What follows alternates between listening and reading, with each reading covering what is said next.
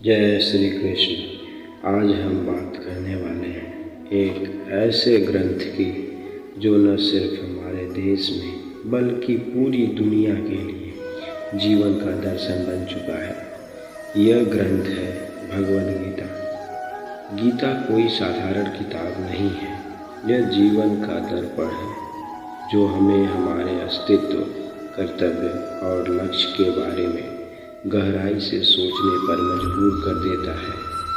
आज हम गीता के उन सारभूत सिद्धांतों को समझेंगे जो हमारे जीवन को बदल सकते हैं। गीता का सबसे पहला और महत्वपूर्ण संदेश कर्म करो, फल की चिंता मत करो। यह सिद्धांत हमें बताता है कि हमें अपना कर्म ईमानदारी से करना चाहिए, लेकिन उसके परिणाम का चिंता नहीं करना चाहिए। क्यों?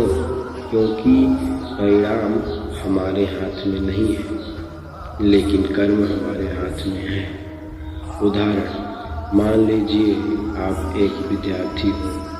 आपका कर्तव्य है कि आप पढ़ाई करें, मेहनत करें, लेकिन अगर आप यह सोचने लगे कि मैं टॉप करूँगा या नहीं, तो यह चिंता आपको डिस्ट्रैक्ट करेगी।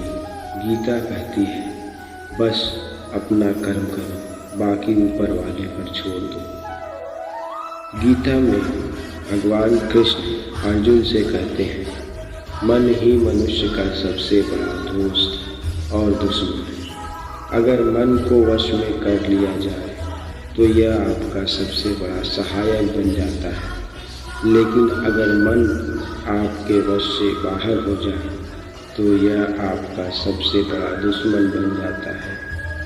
आपने देखा होगा कि जब हम किसी चीज़ को पाने के लिए बहुत ज़्यादा उत्सुक होते हैं तो हमारा मन बेचैन हो जाता है, लेकिन अगर हम मन को शांत रखें और धैर्य से काम लें तो सफलता खुद चलकर हमारे पास आती है।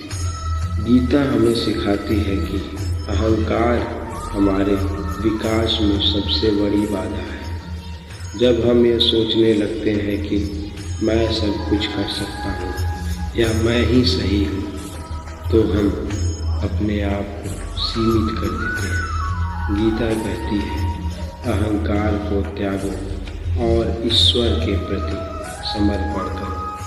उदाहरण, एक बार एक नदी और समुद्र की कहानी सुनिए।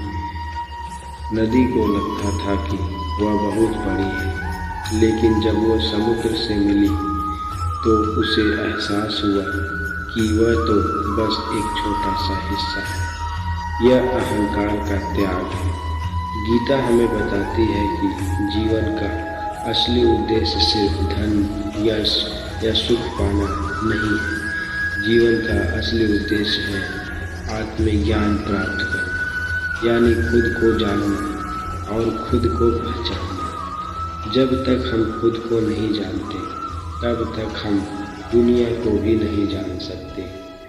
उदाहरण, एक बार एक आदमी अंधेरे कमरे में खोज रहा था कि उसकी चाबी कहाँ गिर गई है। वह बाहर रोशनी में भी खोज रहा था क्योंकि वहाँ देखना आसान था, लेकिन चाबी तो अंदर ही थी। यह हमारे जीवन की सच्चाई है। हम बाहर की चीज़ों में खुशी ढूंढते हैं, लेकिन खुशी तो हमारे अंदर ही है। गीता हमें सिखाती है कि हमें सुख और दुख दोनों में समान रहना चाहिए। क्यों? क्योंकि दोनों ही जीवन का हिस्सा है।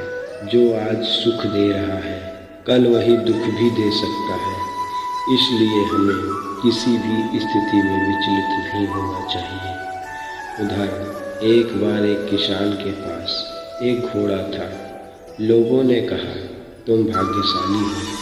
किसान ने कहा शायद। फिर घोड़ा भाग गया। लोगों ने कहा तुम बदकिस्मत हो। किसान ने कहा शायद। फिर घोड़ा एक दिन वापस आया और अपने साथ और घोड़े लेकर आया। उन्हीं लोगों ने कहा तुम भाग्यशाली हो।